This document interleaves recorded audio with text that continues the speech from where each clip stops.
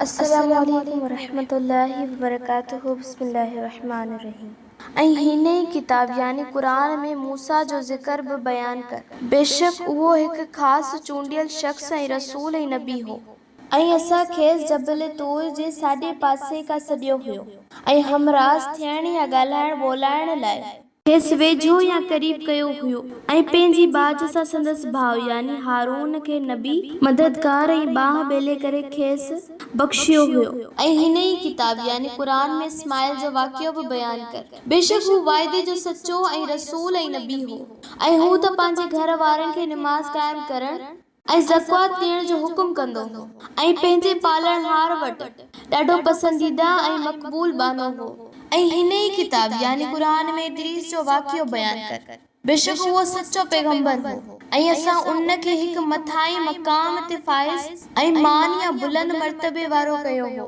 इहे आदम जी औलाद मां उहे पैगंबर आहिनि जिन ते अल्लाह पंहिंजो इनाम फरमायो ऐं पिणु उन्हनि जो औलाद जिन खे नूह सां ॿेड़ीअ में खयोंसि ऐं पिणु इब्राहिम जी औलाद मां ऐं इसराइल यानी याकूब जी औलाद मां ऐं उन्हनि मां जिन खे हिदायत बख़्शी हुईसु ऐं पिणु चूंडियो यानी पसंद कयो या सगोरो कयो हुयोसि। ऐं जॾहिं बि उन्हनि खे अर रहमान यानी तमाम मेहरबान अल्लाह जो आयतूं पढ़ी ॿुधायो वेंदियूं हुयूं त सजदे में किरी पवंदा हुआ ऐं रोईंदा हुआ। हिन आयत जा सभिनी खे सजदो करणो आहे। पर पोइ उन्हनि खां बाद अहिड़ा ना अहल यानी नदूरा ऐं नालाइक संदन जाय नशीन थिया जिन नमाज़ खे ज़ाया कयो ऐं पंहिंजी ख्वाहिशुनि जा मुरीद थिया। पोइ सिगो ई पंहिंजी गुमराहीअ जो नतीजो ॾिसंदा। पर जेके तौबा ताइब थिया ऐं ईमान आंदा ऐं चङा कम कया त उहे जन्नत में दाख़िल थींदा ऐं मथनि को बि ज़ुल्म न कयो वेंदो यानी संदन को बि हक़ न मारियो वेंदो। अहिड़नि सबाजनि ऐं सगोरनि लाइ हमेशा क़ाइम रहण वारा पिश्त जा बाग आहिनि जिन जो निहायत बाज़ारे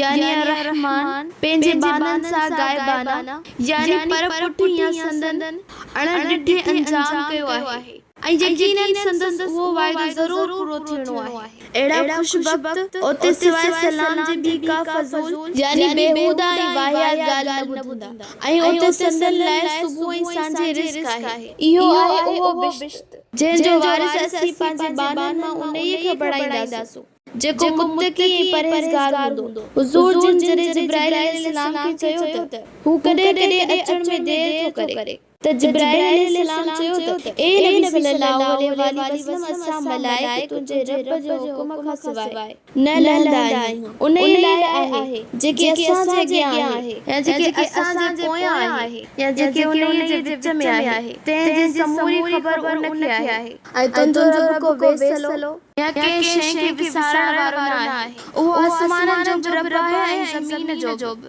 ऐं जेकी उन्हनि ॿिन्ही जे विच में आहे उन्हीअ जो बि रब आहे। तंहिं करे ए नबी सल्लल्लाहु अलैहि वसल्लम तू संदसि इबादत कंदो रह ऐं संदसि इबादत ते क़ाइम रह यानी साबित कदम ऐं मुहक्कम रह।